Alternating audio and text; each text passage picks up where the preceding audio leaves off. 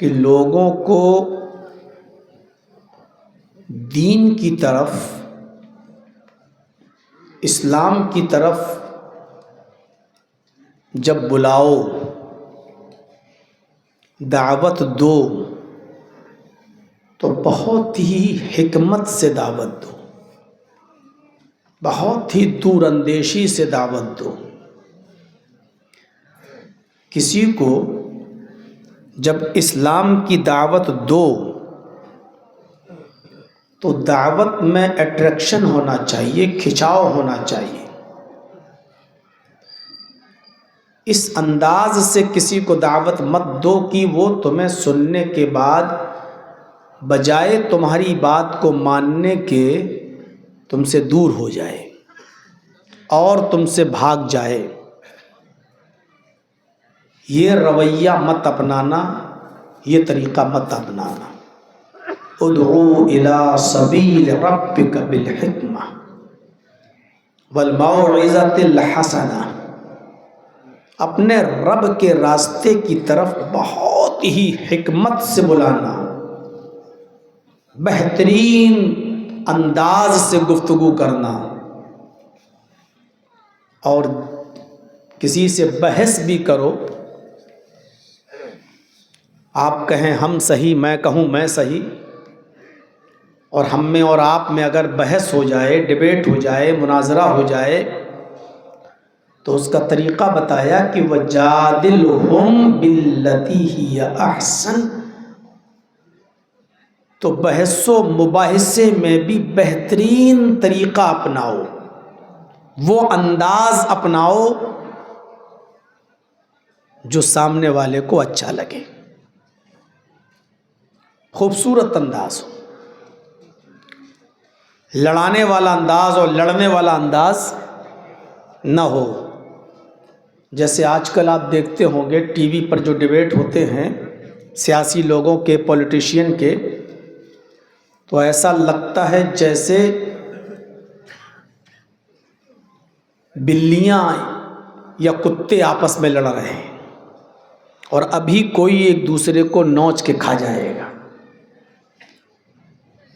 کانگریس کا پروکتا اپنے انداز سے بات کرتا ہے، سماج وادی کا اپنے انداز سے، بی جے پی والا اپنے انداز سے، ٹی ایم سی کا اپنے انداز سے۔ جب ڈیبیٹ پہ بیٹھتے ہیں نا لوگ، جب بحث کرتے ہیں، تو کبھی کبھی تھپڑوں تک کی نوبت آ جاتی ہے، مار پیٹ کی بھی نوبت آ جاتی ہے، کبھی کبھی چھوڑ کے بھی بھاگنا پڑتا ہے۔ یہ انداز نہ ہو۔ ڈیبیٹ میں، مناظرے میں ایک انداز آج کل بہت چرچے میں چل رہا ہے، سوشل میڈیا پر جاوید اختر کا اور مفتی شمائل ندوی صاحب کا۔ سوشل میڈیا پر یہ ڈیبیٹ بہت اچھی طریقے سے ہوا۔ میرا کسی سے نظریاتی اختلاف تو ہو سکتا ہے، لیکن ڈیبیٹ کی خوبصورتی پر میرا کوئی اعتراض نہیں بنتا۔ کتنے خوبصورت انداز سے ڈیبیٹ ہوا۔ وہ ایک ناستک تھا، ملحد تھا، جو اللہ کو نہیں مانتا تھا، وہ بھی اپنا آپا نہیں کھویا، غصے میں نہیں آیا، اور مفتی شمائل ندوی نے بھی جو گرفت کی، جو ان کو سمجھایا اور جس انداز سے اپنی دلیلیں پیش کی، وہ بھی بہت خوبصورت انداز میں پیش کی۔ اور یہی وجہ تھی اس ڈیبیٹ کی خوبصورتی کی۔ وہ چرچا جو آج ہے اتنا، اس کی وجہ یہ ہے کہ ایک طرف تھا اللہ کو نہ ماننے والا، اور ایک طرف ہے اللہ کو ماننے والا۔ تو ظاہر ہے کہ مفتی شمائل ندوی کی تعریف کے پیچھے، ان کی پرشنسا کے پیچھے ایک چیز یہ بھی ہے کہ اللہ کو ماننے والے ہندو بھی ہوتے ہیں، عیسائی بھی ہوتے ہیں، یہودی بھی ہوتے ہیں۔ یہ الگ بات ہے کہ کوئی گاڈ کہہ دے، کوئی ایشور کہتے، کوئی پربھو کہے، کوئی خدا کہے، کوئی اللہ کہے، تو آج بھی ماننے والوں کی تعداد زیادہ ہے اور اللہ کو نہ ماننے والوں کی تعداد کم. تو مفتی شمائل ندوی کو ایک بینیفٹ یہ ملا کیونکہ جو لوگ اللہ کو مانتے ہیں، چاہے وہ ہندو ہوں، چاہے وہ یہودی ہوں، چاہے وہ کرسچن ہوں، چاہے وہ جینی ہوں، چاہے وہ سکھ ہوں، انہوں نے بھی ان کی تعریف کی ہے اور ان کو اچھا مانا ہے، کیونکہ اللہ کو ماننے والے وہ لوگ بھی ہیں. خوبصورتی بہت اچھی تھی، اس خوبصورتی کی تعریف کرنا چاہیے. اچھی چیز ہمیں جہاں سے بھی ملے ہمیں لے لینا چاہیے اور اس پر تعصب نہیں ہونا چاہیے کہ یہ فلاں آدمی ہے، یہ فلاں مسلک کا ہے، یہ فلاں دھرم کا. نہیں، اگر کوئی اچھی چیز بتا رہا ہے تو اچھی چیز ہمیں جہاں سے بھی ملے وہ لے لینی چاہیے. جیسے ڈاکٹر ذاکر نائک کی خوبیاں تھیں، بہت سی اچھائیاں تھیں، تو اس کو بہت سے غیر مسلموں نے بھی لیا، بہت سے ہمارے دیوبندی بھائیوں نے بھی اس کو مانا. تو جو اچھائیاں اگر کسی کے اندر ہیں تو ان اچھائیوں کا اعتراف کرنا چاہیے، اس کو ماننا چاہیے. تو اللہ نے کہا وَجَادِلْهُمْ بِالَّتِي هِيَ أَحْسَنُ. اگر بحث کی نوبت کسی سے آ جائے تو بہت خوبصورت انداز سے بحث کیجیے. دین کی طرف لوگوں کو بڑی حکمت سے بلائیے، بڑی ہوشیاری سے بلائیے، عقل مندی سے بلائیے، بجائے آنے کے لوگ بھاگے نہیں. اس سلسلے میں آپ کے سامنے بخاری شریف کی حدیث سے ایک واقعہ رکھنا چاہتا ہوں جس سے آپ کو اچھی طریقے سے اندازہ ہو جائے گا کہ نبی اکرم صلی اللہ علیہ وسلم کے اندر کیا حکمت تھی اور لوگوں کو کتنی حکمت سے آپ دعوت دیتے تھے. بجائے بھاگنے کے وہ قریب آتے تھے. اور آپ نے یہی صحابہ کو بھی بتایا. ایک صحابی ہیں معاذ ابن جبل رضی اللہ تعالی عنہ. اللہ کے نبی صلی اللہ علیہ وسلم نے ایک مرتبہ ان کو یمن کا گورنر بنا کر بھیجا. ایک مرتبہ ان کو یمن کا گورنر بنا کر بھیجا، یمن کا گورنر. اور جب یہ یمن جانے لگے تو اللہ کے نبی صلی اللہ علیہ وسلم نے فرمایا کہ اے معاذ، تم یمن جا رہے ہو، یاد رکھنا وہاں غیر مسلموں کی تعداد زیادہ ہے، تمہیں ان کو اسلام کی طرف بلانا ہے، اسلام کا نمنترن دینا ہے، اسلام کی طرف انوائٹ کرنا ہے، اسلام کی طرف تمہیں ان کو بلانا ہے. کہا میں خیال رکھوں گا اور ان کو اسلام کی دعوت دوں گا. اللہ کے نبی نے فرمایا کیسے؟ انہوں نے بتایا. آپ نے فرمایا معاذ، اسلام کے اندر اسلام کی بنیاد 5 چیزوں پر رکھی گئی ہے. بنی الاسلام علی 5 شہادت ان لا الہ الا اللہ وان محمد رسول اللہ وَإِقَامِ الصَّلَاةِ وَإِيتَاءِ الزَّكَاةِ وَالْحَجِّ وَصَوْمِ رمضان. اسلام کی بنیاد ان 5 چیزوں پر رکھی ہوئی ہے. اگر یمن گئے اور ان لوگوں کو آپ نے اسلام کی دعوت دی اور یہ 5 چیزیں اگر آپ نے ان کو بتائیں کہ تمہارے پہلے کلمہ پڑھو، پھر نماز پڑھو، پھر روزہ رکھو، پھر زکوٰۃ بھی دو اور حج بھی کرو، یہ 5 چیزیں اگر تم ان کو بتاؤ گے تو یمن کے لوگ تمہاری طرف نہیں آئیں گے، وہ بھاگ جائیں گے. کہیں گے اتنا مشکل ہے اسلام، نماز بھی پڑھوں، کلمہ کا اقرار بھی کروں، زکوٰۃ بھی دوں، روزے بھی رکھوں، حج بھی کروں. اگر یہ 5 چیزیں تم ان کو بیک وقت دو گے، ایک ساتھ دو گے، تو وہ اسلام قبول نہیں کریں گے، مشکل سمجھ لیں گے، بوجھ سمجھ لیں گے اور بھاگ جائیں گے، اسلام کے قریب نہیں آئیں گے. تو کہا پھر کیا کریں؟ کہا اے معاذ، یمن میں جانے کے بعد سب سے پہلے ان کو بتانا کہ توحید کا اقرار کرو، ایک اللہ کی عبادت کا اعلان کرو اور محمد رسول اللہ کو اللہ کا رسول مانو. ان کو سب سے پہلے کلمے کی طرف بلانا، لا الہ الا اللہ محمد الرسول اللہ کی دعوت دینا۔ جب وہ لوگ کلمہ پڑھ لیں، لا الہ الا اللہ محمد الرسول اللہ کو ایکسپٹ کر لیں، سویکار کر لیں، قبول کر لیں، اور جب آپ دیکھ لو کہ وہ اس کلمے کے اندر پکے ہو گئے، جب دیکھ لو کہ وہ اس کلمے کے اندر پختہ ہو گئے، تب تم ان سے کہنا کہ اللہ تعالیٰ نے تمہارے اوپر 5 وقت کی نماز بھی فرض کی ہے۔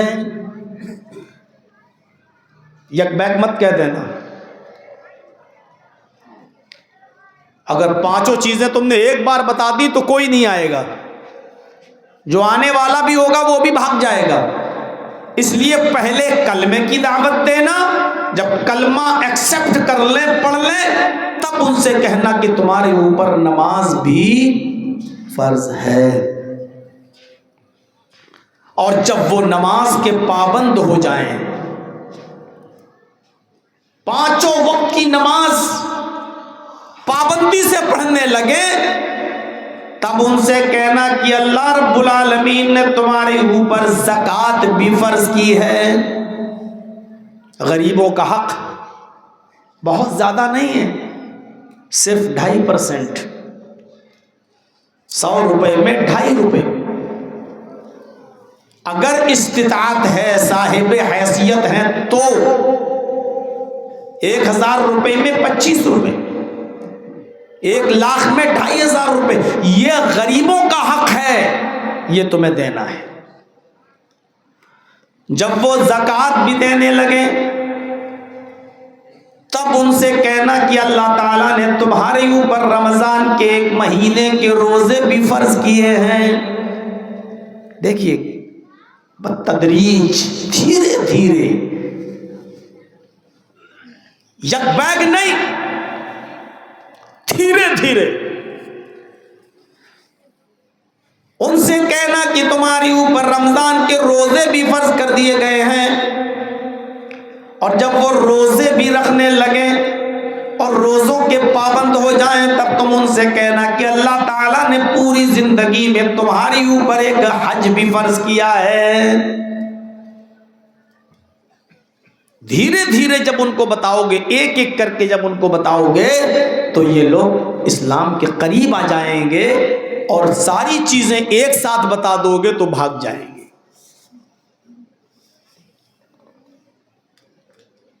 یہ ہے اسلام کا طریقہ دعوت کا۔ ہم کسی کو جب دعوت دیں تو بہت اصول اور دور اندیشی کے ساتھ عقل سے دعوت دیں، اور یہ سوچیں کہ ہمارا یہ طریقہ کہیں اس کو دور تو نہیں کر دے گا۔ ایک صحابی سبزی لے کر جا رہے تھے، مغرب کی اذان ہونے لگی، سبزی گھر میں دینا تھی، اذان کی آواز سنی تو مسجد میں چلے گئے، وضو بنایا اور نماز پڑھنے لگے۔ صحابی نے نماز پڑھائی امام صاحب نے۔ اب امام صاحب مغرب کی نماز میں سورہ بقرہ شروع کر دی،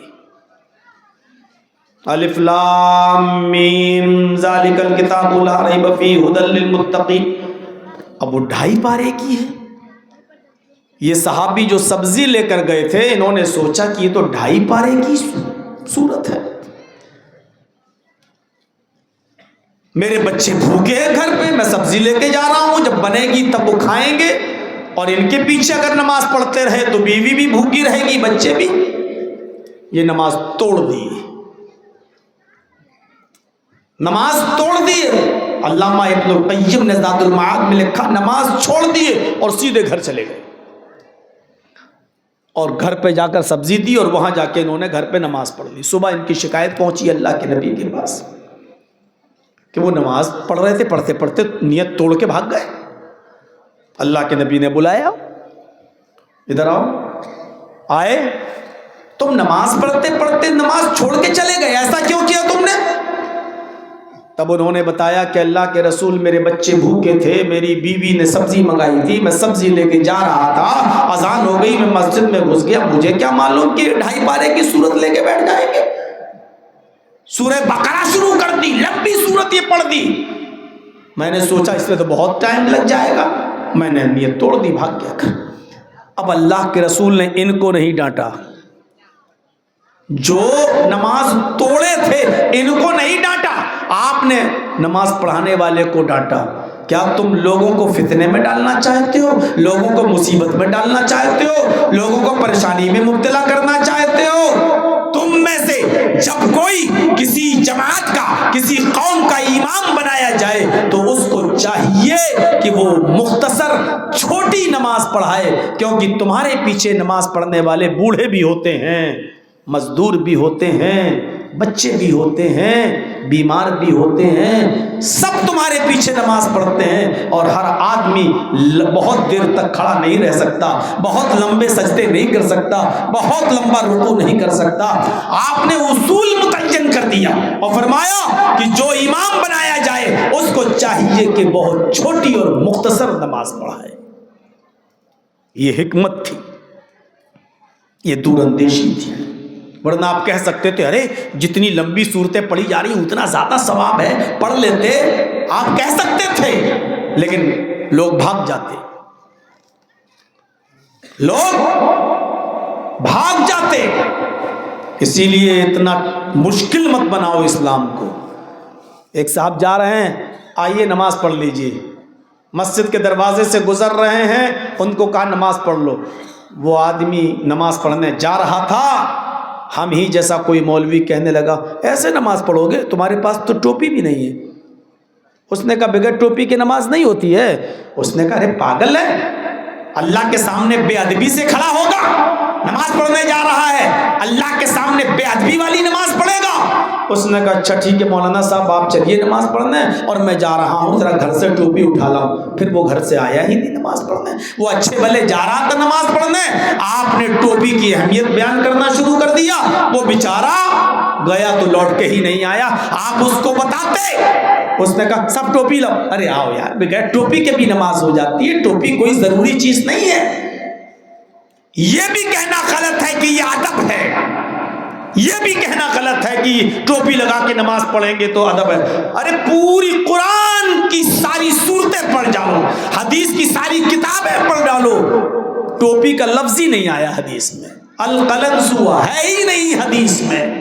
زیادہ سے زیادہ آپ اتنا کہہ سکتے ہو کہ یہ زینت ہے، چلو ہم اگر لگا لیتے ہیں اور سر ڈھک لیتے تو کیا، ہاں آپ زینت سمجھ کے جا سکتے ہیں، کیونکہ اللہ کے رسول نے عمامہ پہن کر نماز پڑھی ہے۔ آپ سر ڈھکتے تھے لیکن آپ نے عمامہ اتار کر بھی نماز پڑھی ہے، آپ نے عمامہ اتار کر بھی نماز پڑھی ہے۔ عمامہ اتارا، منبر کے اوپر رکھ دیا اور آپ نے ننگے سر نماز پڑھائی۔ صحابہ نے کہا اللہ کے نبی آج عمامہ موجود تھا پھر بھی آپ نے نماز، آپ نے کہا میں یہ بتانے کے لیے، یہ سکھانے کے لیے کہ نماز ایسے بھی ہو جاتی ہے۔ اب کوئی کہے ٹوپی نہ ہو تو کوئی بات نہیں، بغیر ٹوپی کے ہو جاتی ہے۔ ارے ٹوپی ہوتے ہوئے بھی ٹوپی کو اتار کر اگر آپ نماز پڑھیں گے تو نماز پہ کوئی فرق نہیں پڑے گا، اس کے ثواب میں بھی کوئی کمی نہیں آئے گی۔ اور ایسا آدمی اگر سوال کرے تو کہہ دینا کہ جب حج کرنے جاتے ہیں، طواف کرتے ہیں، سر ڈھکا رہتا ہے، سر کھلا رہتا ہے، اگر اس وقت کوئی آدمی سر ڈھک کے نماز پڑھ لے تو نماز پڑھتا ہے کہ نہیں پڑھتا ہے؟ طواف کرتے کرتے نماز کا ٹائم ہو جائے، اب وہ جو اوڑھے ہوئے اوپر اس کو بھی سر پہ نہیں رکھ سکتا ہے، اگر اس نے احرام اٹھا کر سر پہ رکھا تو اس کے اوپر ایک دم واجب ہو جائے گا، ایک قربانی اس کو دینا پڑے گی۔ آپ سر نہیں ڈھک سکتے، اگر وہاں بغیر سر کھلے ہوئے بغیر ٹوپی کی نماز ہو جاتی ہے اتنی بڑی مسجد و خانے کعبہ میں، تو آپ کی مسجدوں میں بغیر ٹوپی کی نماز کیوں نہیں ہوتی؟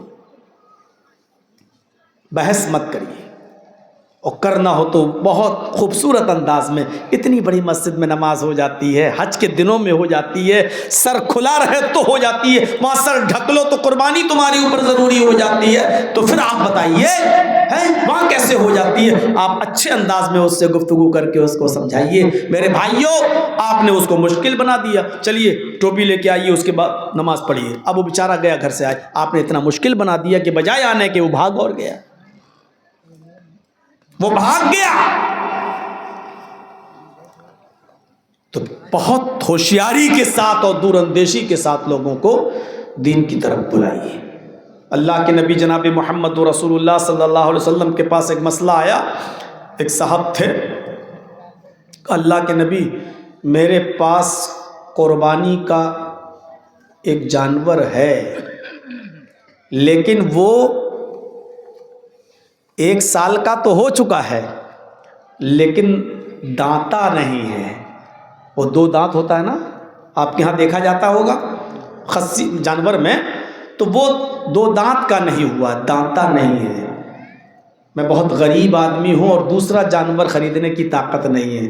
تو آپ نے سوچا کہ اس آدمی کا دل نہ ٹوٹے، آپ نے اس سے فرمایا تمہیں کافی ہے، یعنی تمہارے پاس دوسرا جانور خریدنے کی طاقت بھی نہیں ہے اور تم غریب انسان ہو، اس لیے تم کر لو، اسی 1 سال کے بچے کی قربانی تم کر لو۔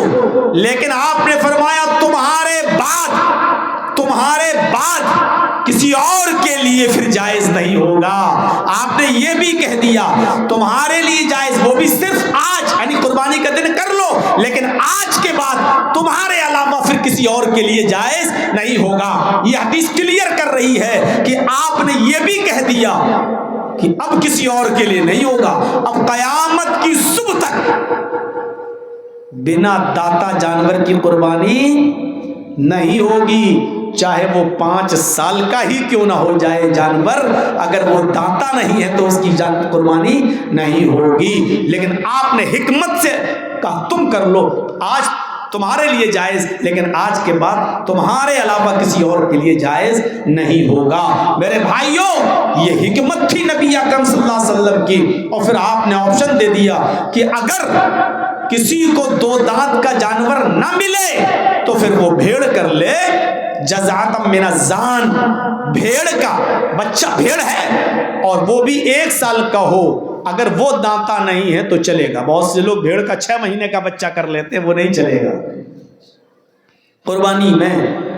6 مہینے کا بھیڑ نہیں چلے گا، 1 سال کا بھیڑ کا بچہ چلے گا اگر وہ دانتا نہیں ہے 2 دانت کا، لیکن کنفرم ہے کہ وہ 1 سال کا ہو گیا تو اس کی قربانی جائز ہے، دے سکتے ہیں، لیکن بکری کی نہیں دے سکتے ہیں آپ جب تک کہ وہ 2 دانت کا نہ ہو جائے۔ یہ تو ایک ضمنی بات آ گئی۔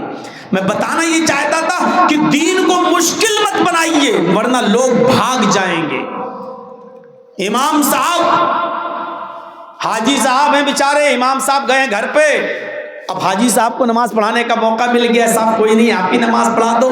اب حاجی صاحب نے دیکھا ایک دن نماز پڑھانے کا موقع ملا، ساری قابلیت نماز میں دکھا رہے ہیں، لمبی لمبی صورتیں پڑھ رہے ہیں، تاکہ گاؤں والے محلے والے یہ سوچیں کہ ہمیں بھی بہت زیادہ قرآن معلوم ہے، ماشاءاللہ ہمیں بھی بہت زیادہ قرآن یاد ہے۔ لوگوں کو فتنے میں مت ڈالیے۔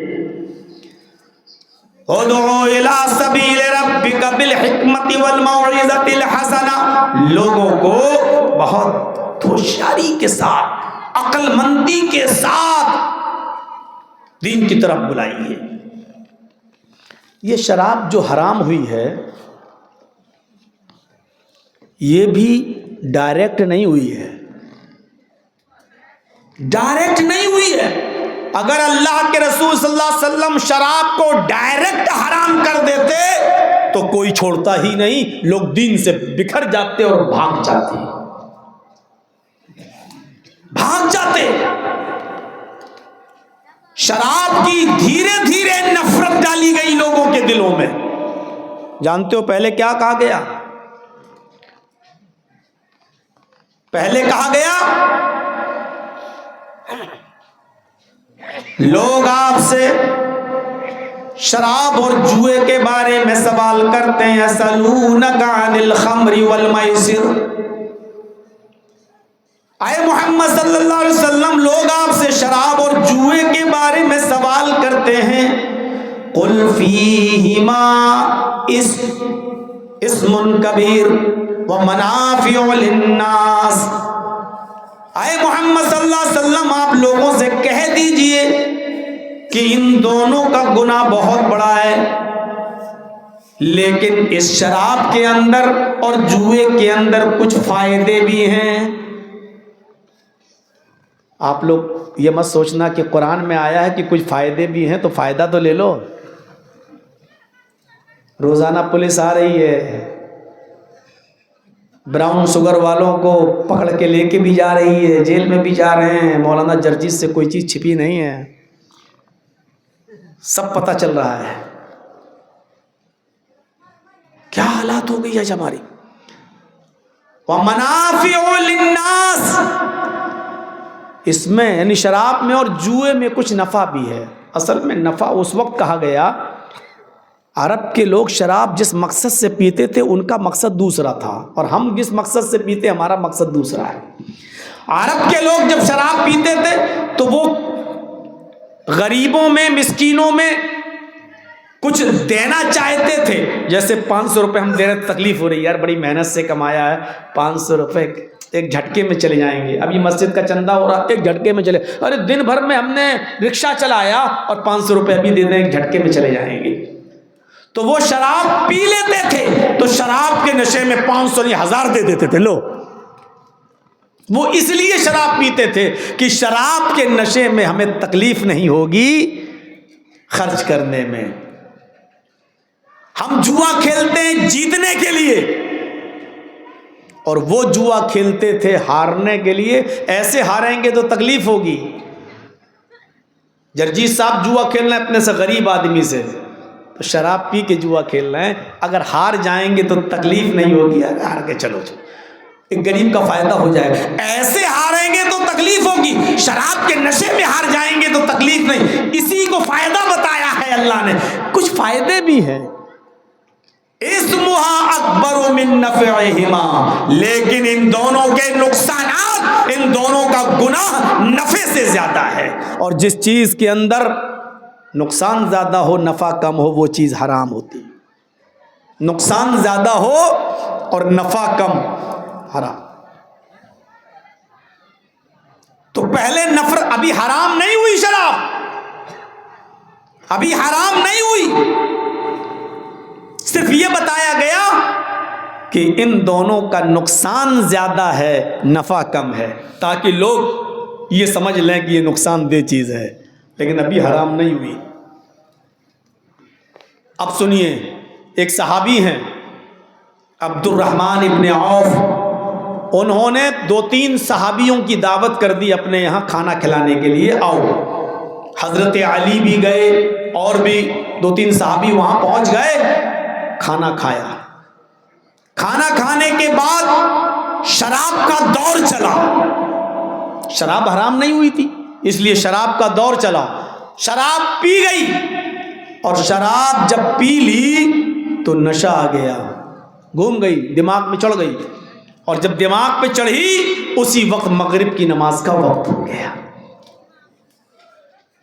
اب نماز بھی نہیں چھوڑ سکتے، ایک صحابی نماز پڑھا رہے ہیں اور بقیہ صحابہ پیچھے نماز پڑھ رہے ہیں، اور مغرب کی نماز میں غیر المغضوب علیہم ولا الضالین گاڑی سے ہی چلی یہاں تک۔ اس کے بعد جو صحابی نماز پڑھا رہے ہیں شراب کے نشے میں، کیا کہہ رہے ہیں؟ قُلْ يَا أَيُّهَا الْكَافِرُونَ، سورت ایسے ہے نا، قُلْ يَا أَيُّهَا الْكَافِرُونَ لَا أَعْبُدُ مَا تَعْبُدُونَ، یہی ہے۔ اب وہ کیا پڑھ رہے ہیں؟ قُلْ يَا أَيُّهَا الْكَافِرُونَ نَحْنُ نَعْبُدُ مَا تَعْبُدُونَ، نشے میں ہے، ترجمہ ہی بدل گیا ہے۔ کیا کہہ دو، کیا اے کافرو، لا اعبد ما تعبدون، میں ان جھوٹے خداؤں کی عبادت نہیں کرتا جن کی عبادت تم کرتے ہو۔ اور وہ کیا پڑھ رہے ہیں؟ نحن نعبد ما تعبدون، ہم بھی ان جھوٹے خداؤں کو پوجتے ہیں جن کو تم پوجتے ہو، ہم بھی ان کی پرستش کرتے ہیں جن کی تم کرتے ہو۔ الٹا ہو گیا۔ اس موقع پر قرآن کریم میں اللہ نے یہ آیت نازل فرمائی، یا ایھا الذین آمنوا لا تقربوا الصلاۃ وانتم سکارا، ایمان والو تم نماز کے قریب نہ جایا کرو جب تم نشے میں ہوا کرو۔ ابھی بھی شراب حرام نہیں کی، صرف وقتی طور پہ روک دیا، جب نشے میں رہا کرو تو نماز مت پڑھا کرو، کیونکہ نشے میں تم الٹی سیدھی قرآن کی آیتیں پڑھنے لگتے ہو۔ اس وقت تک تم نماز نہ پڑھو جب تک تمہارے منہ سے کیا نکل رہا ہے اس کو تم سمجھنے نہ لگو، تمہیں خود ہوش نہ آ جائے کہ ہم کیا پڑھ رہے ہیں، اس وقت تک نماز نہ پڑھو۔ اب اس کا ایک فائدہ یہ ہوا کہ نماز کے وقت پہ کوئی شراب ہی نہیں پیتا تھا، جیسے 12 بج گئے، 1 بجے اذان ہوتی، اب کوئی آدمی شراب پینا چاہ رہا، نہیں، جماعت چھوٹ جائے گی، شراب پیئیں گے نشہ آ جائے گا، نشہ ہوگا تو اذان کا ٹائم ہوگا اور نشے میں رہیں گے تو جماعت چھوٹ جائے گی، نہیں، تو وہ اب ظہر کے بعد اس لیے شراب نہیں پیتا تھا، کہیں زیادہ پی لی اور نشہ آ گیا تو اثر بھی چھوٹ جائے گی، جو کچھ بھی اب پیتا تھا تو صبح فجر کے بعد پینے لگا تاکہ تھوڑا بہت اثر آئے بھی نشے کا تو ظہر تک ختم ہو جائے، پھر ظہر کے بعد پینا چھوڑ دیا، اثر بعد پینا چھوڑ دیا۔ اس وقتی پابندی نے، اس لمیٹڈ قید نے ان آدھے سے زیادہ لوگوں کی شراب چھڑوا دی، لیکن ابھی بھی ڈائریکٹ حرام نہیں کیا۔ پھر ایک دوسرے کو گالیاں دینے لگے، انصار مہاجرین کو، مہاجرین انصار کو، شراب کے نشے میں انصاری کہنے لگے مکے سے آئے ہو، ہم نے رہنے کو تمہیں گھر دیا، کام کرنے کو تمہیں جگہ دی، کھانے کو کھانا دیا، پانی دیا، ٹھکانہ دیا، اور ہم ہی سے کہتے ہو ہم تم سے افضل ہے، ہم تم سے بہتر، اور مہاجر کہتے ہیں ہم تم سے بہتر، اللہ کے رسول ہمارے مکے میں پیدا ہوئے، ہماری برادری میں آئے، جس چیز کو ختم کرنے کے لیے نبی اکرم صلی اللہ علیہ وسلم آئے تھے، شراب کے نشے میں یہ لوگ وہی چیز کہنے لگے، ہم تم سے اونچے، وہ کہتا ہم تم سے اونچے، تلواریں نکال لی ایک دوسرے کو مارنے کے لیے اور قتل کرنے کے لیے، لیکن کسی نے کسی کو قتل نہیں کیا، بیچ بچاؤ کرایا گیا۔ اس وقت یہ آیت نازل ہوتی ہے، یا ایھا الذین آمنوا انما الخمر والمیسر والانصاب والازلام رجس من عمل الشیطان فاجتنبوہ لعلکم تفلحون۔ اب پوری طریقے سے حرام کر دی گئی، تمہارے اوپر شراب، تمہارے اوپر جوا، تمہارے اوپر بتوں کی کے آستھانے، والازلام اور پاسے کے تیر، فال کے تیر، یہ سب تمہارے لیے رجس من عمل الشیطان، شیطان کی گندگی ہیں، ناجائز ہیں، فاجتنبوہ ان سے بچو، لعلکم تفلحون تاکہ تم کامیاب ہو جاؤ۔ اس آیت کے بعد شراب حرام کر دی گئی، تو دیکھا آپ نے شراب کو حرام کرنے کے لیے کتنے طریقے اپنائے اور کب حرام کیا۔ اگر ڈائریکٹ حرام کر دیتے اللہ کے رسول صلی اللہ علیہ وسلم تو کوئی نہیں چھوڑتا، دھیرے دھیرے یہ حکمت، یہ دور اندیشی، ڈائریکٹ اگر منع کر دو گے اور کوئی چیز باپ دادا کے زمانے سے چلی آ رہی ہو تو آدمی بیک وقت نہیں چھوڑ سکتا، یکدم نہیں چھوڑ سکتا۔ تو دھیرے دھیرے اس طریقے سے بڑی حکمت کے ساتھ لوگوں کو دعوت دی گئی، تب اسلام پھیلا، اور یہی طریقہ بتایا اللہ نے کہ لوگوں کو بہت حکمت کے ساتھ بلائیے، بہت حکمت کے ساتھ بلائیے۔ دین کی دعوت بھی دی تو حکمت کے ساتھ، اور برائیوں کو بھی چھڑوایا تو حکمت کے ساتھ۔